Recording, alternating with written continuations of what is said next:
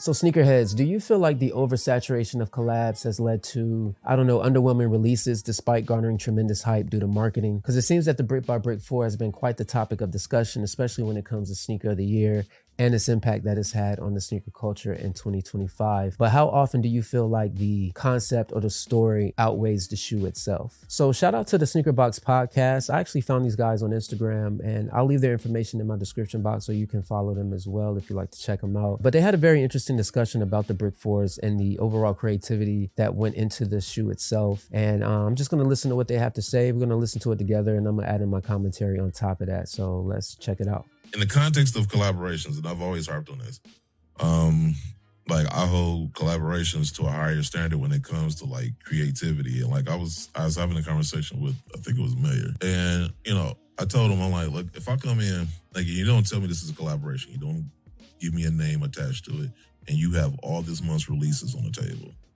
right? To me, the collaboration should stand out. It should be unique enough to where it doesn't look like every other release on that table. And I feel like this shoe will look like every release on that table. So the person that was speaking was African Caesar, and I do agree with him to a certain extent. I do feel like collaborators should be held to a higher standard when it comes to creativity. But at the same time, you do have to take into consideration who the collaborator is as well. So for example, there are different tiers of collaborators in my opinion, right? So I kind of group Nigel Sylvester and Ama Manier in the same category because a lot of their aesthetic or what they bring to the table relies heavily on their branding.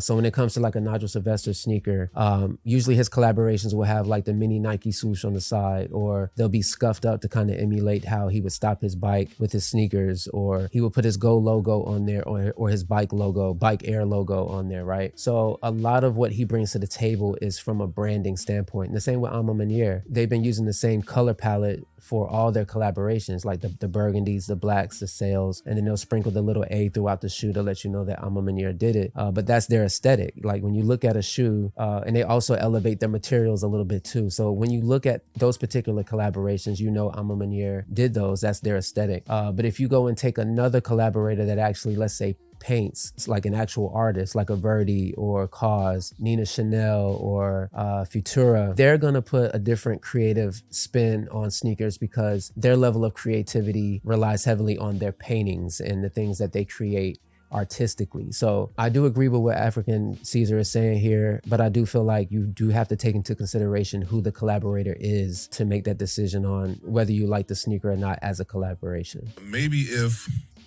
we didn't have such a run of what I consider to be some of the more basic collabs, that this just wouldn't feel like the straw that broke the camel's back. Because it's like, okay, like how many basic solid color collaborations are we gonna get, and then let the story like carry the weight of it? Like to me, storytelling is like, to me, the shoe itself, the product of a collaboration, right? Mm-hmm. That's the steak.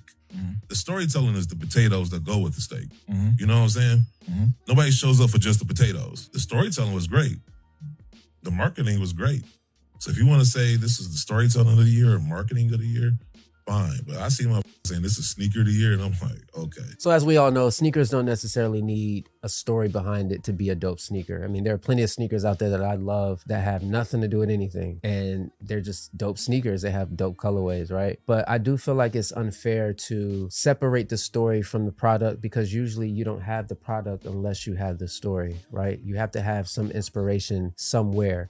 So it's no different than when you meet a person for the first time. That person is the product. You know, you don't know the story behind the person, so therefore you find that person not so interesting, right? But the minute you get to know where they're from, what they've been through, what they like, what they don't like, it's not until then that you find them more interesting. So, or even if you listen to a song for the first time, you may not like the song, but then you go and watch the music video and see the concept of the music video. And you're like, oh, I like the song now because I understand the vision or whatever it is that they're going for. So it's no different with the bricks, in my opinion. Even if I didn't have any context around the brick fours, I could still look at the shoe and say, these look like bricks, you know? So whatever Nigel was going for with that, he definitely nailed the look of the shoe. And then when you add on the extra packaging and the effort he put into the presentation of the shoe, definitely makes it more dope to me. Now, whether it's someone's sneaker of the year, that's subjective because everybody has their own criteria for what sneaker of the year is or how to get to that point, right? I understand what African is saying here, but I do kind of feel that the story and the product are symbiotic, right? And they shouldn't be separated, in my opinion. Now, my thing is,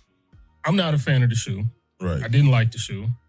And just because Nigel's name is attached to the shoe doesn't make me dislike it or sway me to like the shoe Right. anymore. If Nigel didn't have his name on that shoe and that shoe just came out by itself, I would still feel the same way I feel where I've been like, that's not something that I'm into. Yeah. So here's my issue with the Brick 4s. All right, and shout out to Gino. But my issue with the Brick 4s is around the same time last year, we had an Air Jordan 4 that came out that didn't get nearly as much hype as the Bricks did, and that's the wet cements. The only difference between the two sneakers, in my opinion, and I own both, but the only difference between the two is one is gray, one is red, one has Bike Air, one has a Jordan Man, a Jump Man, one has Nigel Sylvester attached to it, the other one does not. Or the Paris Olympics, right? Side by side, those two are the same. And the wet cements came out before the bricks. So when it comes to the creativity, even the box is the same, right? So this could have easily been a Nigel Sylvester pack. Like he could have put out the bricks, called them the Brick by Bricks, and then he's from New York. And if you know about New York, they call it the concrete jungle. That could have been the wet cements, the concrete Jordan, jungle 4s, right? Something like that. But he could have put those out as a pack. And that would have sold crazy. People would have been going crazy. It would have probably been like over $1,500 for that pack, right? So when it comes to the creativity, I'm thinking to myself, okay, did Nigel have anything to do with the wet cement design? Because if he didn't, then he literally just copied, or whoever produced that sneaker for Nigel literally just copied the blueprint from the wet cement and just put his branding on it. So it's ridiculous to me, the hype that the bricks got. Not saying that it's not deserving, but or unwarranted. I just feel like the hype that the bricks got, just based off of who's associated with it and the branding on it, it just speaks to the psychology of the sneaker community, because we literally just had a 4 that looked just like that last year that nobody paid any attention to when you compare it to the attention that the bricks got. Different. Here's the other part about it I always think back to is exactly what you said. We're not in those rooms. We're not in that room where, hey, here's what you're able to be able to do. Here's what you get to choose from. Here's the samples that we brought to you. You know, thumbs up, thumbs down. We're not there. Like anybody can make an all black shoe. Anybody can make an all red shoe. Anybody can make an all blue shoe. There's no creativity in that shit. Right? The creativity at that point is in the storytelling. Whether Jordan Brand held it back or not, at the end of the day, all I got to go off is the product and the finished product. And to me, the finished product was, So overall, I definitely have the Brick 4s in my top 5 pickups of 2025. Not my number one, because I'm more so into the OG colorways. It's going to be hard to replace those with a collaboration, but that's just my preference. But I definitely feel like the Bricks should be in someone's top 5, top 3, or even top 2. I just really like the rollout that Nigel had with this particular sneaker and the promotion behind it. I mean, he even got legendary acts from battle rap. If you're into battle rap, like Loaded Lux and Murder Mook to come out, you know, so and that even inspired me to do my own battle rap between the wet cements and the bricks. If you'd like to check that out, the link is in the description. But again, yeah, I really enjoy the bricks. I think it's a dope sneaker. I think it's a dope concept. So let me know what you all think in the comment sections about the bricks. Is it in your top 5? Do you feel like they're overrated? Do you feel like they deserve the hype? And just let me know how you feel about collaborations in general. I'm Retrospective Dave. Stay fresh, blessed, and free of stress, and I will see you all in the next video. Peace.